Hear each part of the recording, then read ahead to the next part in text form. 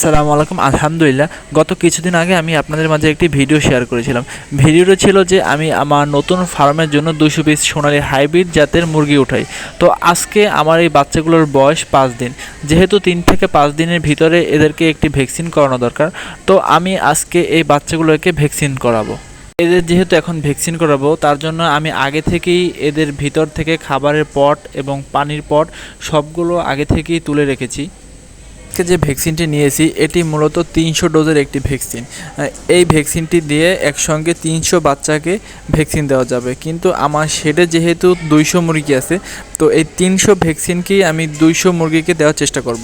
তো 200 মুরগিকে দেওয়ার জন্য প্রথমত আমি একটি বালতিতে 1.5 লিটার পরিমাণ পানি নিয়ে নেব।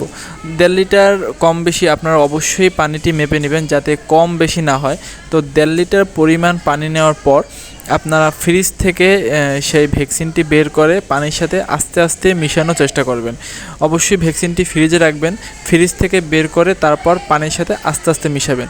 আর মিশানোর সময় একটা জিনিস খেয়াল করবেন বা একটা জিনিস চেষ্টা করবেন যাতে এটি কোনো মগ বা অন্য কিছু দিয়ে মিশানো যাবে না। এটি আস্তে আস্তে পানির ভিতরে দিবেন আর আস্তে আস্তে হাত দিয়ে নেড়ে নেবেন যাতে এটি আস্তে আস্তে মিক্স হয়। আপনারা কখনোই একটি থেকে আরেকটি ঢালার চেষ্টা করবেন না বা কোনো মগ দিয়ে বা অন্য কোনো বাটি দিয়ে মিশানোর চেষ্টা করবেন না। এটি আপনারা আস্তে আস্তে হাত দিয়ে গুলিয়ে নেওয়ার চেষ্টা করবেন।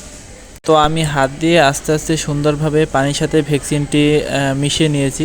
যেহেতু আমার এখন পানির সাথে ভ্যাকসিনটি মিক্স করা কমপ্লিট, এখন আমি বাচ্চাগুলোকে এই ভ্যাকসিন মাখানো পানি আমি খেতে দেব। তো আমার যেহেতু এখানে 2টি পানির পট, তো 2টি পানির পটের ভিতরে আমি 1.5 লিটার পরিমাণ যে পানি নিয়েছিলাম ওই পানিটাকে অর্ধেক অর্ধেক করে তারপর আমি বাচ্চাকে দেব। তো আশা করি এই পানিটা দেওয়ার পর মুরগি বাচ্চাগুলো অবশ্যই সুন্দরভাবে খাবে।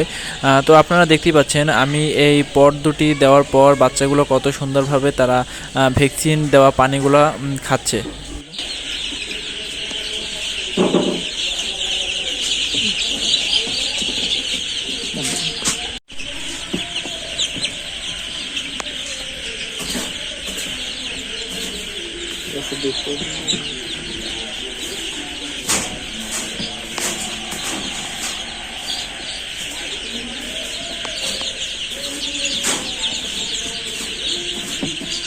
তো আজকে ভিডিও এই পর্যন্তই। ভালো থাকবেন সবাই, দেখা হবে নতুন কোনো ভিডিওতে।